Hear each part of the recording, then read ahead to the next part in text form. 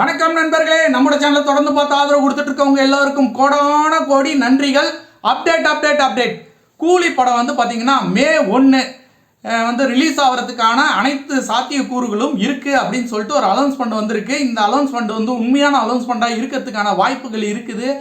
ஏன்னா கூலி படம் பார்த்தீங்கன்னா மறுபடியும் ஷூட்டிங் விட்ட இடத்துலேருந்து படப்படன்னு அடித்து தூக்குறதுக்காக ஷூட்டிங் ரெடியாகி போயிட்டே இருக்கிறாங்க. ஷூட்டிங் நடந்துகிட்டு இருக்கு. கூலி படம் வந்து லோகேஷ் கனகராஜ் வந்து லியோவில் விட்டதை வந்து கூலியில் தூக்கி நிறுத்தணும் அப்படின்னு சொல்லிட்டு பிளான் பண்ணிட்டு இருக்காரு.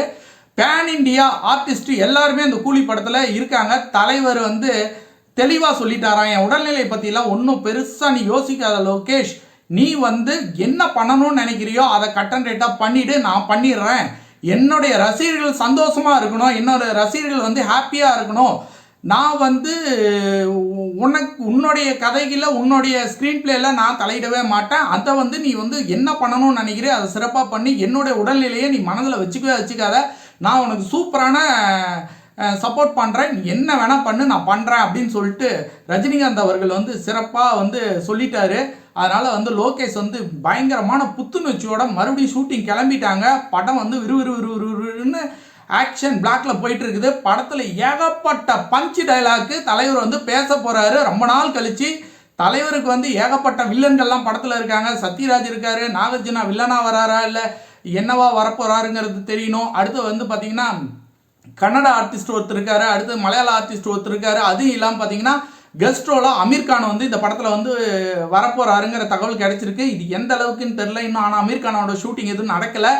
இனி வரும் நாட்களில் வந்து அமெரிக்கன் ஷூட்டிங் வந்தால் கண்டிப்பாக வருவார். கண்டிப்பாக இந்த படம் வந்து பார்த்தீங்கன்னா பேன் இண்டியா லெவலில் 1000 கோடி கண்டிப்பாக கலெக்ட் ஆகிறதுக்கான வாய்ப்புகள் இருக்குது.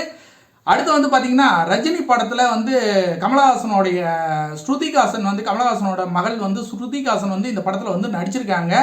அதுவும் இல்லாமல் இந்த படத்துக்கோட ப்ளஸ் பாயிண்ட் என்ன அப்படின்னு பார்த்தீங்கன்னா அனிருத் அவர்கள் வந்து இந்த படத்துக்கு வந்து அந்த மியூசிக் பண்ணியிருக்காரு. செம்மையான சாங் எல்லாம் வந்து அடித்து முடிச்சுட்டாராம். சாங் எல்லாம் ரெடியாக இருக்கான். 4 சாங் படத்தில் வந்து பட்டையை கிளப்புற மாதிரி அடித்து தூள் கிளப்பி வச்சுட்டாராம். அடுத்து வந்து ஷூட்டிங் முடிஞ்சவன தான் அடுத்து வந்து என்ன ஏது பேக்ரவுண்ட் மியூசிக்கு, அதுக்கப்புறம் வந்து பிஜிஎம்மு, இது எல்லாமே வந்து அதுக்கப்புறம் படத்தில் வர சீன்ஸை பொறுத்து அந்த பிஜிஎம்லாம் வந்து ரெடி பண்ணுற வேலைகள்லாம் வந்து அனிருத் வந்து அதுக்கப்புறம் தான் வந்து தொடருவார் அப்படின்னு சொல்லி சொல்லியிருக்காங்க.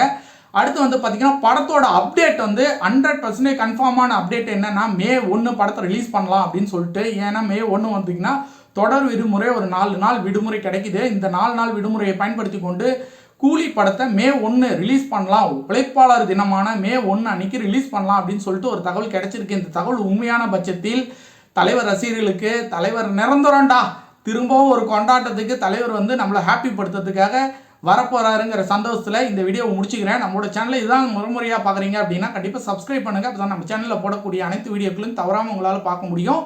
மற்றொரு சூப்பரான வீடியோடு இணைவோம். நன்றி, வணக்கம்.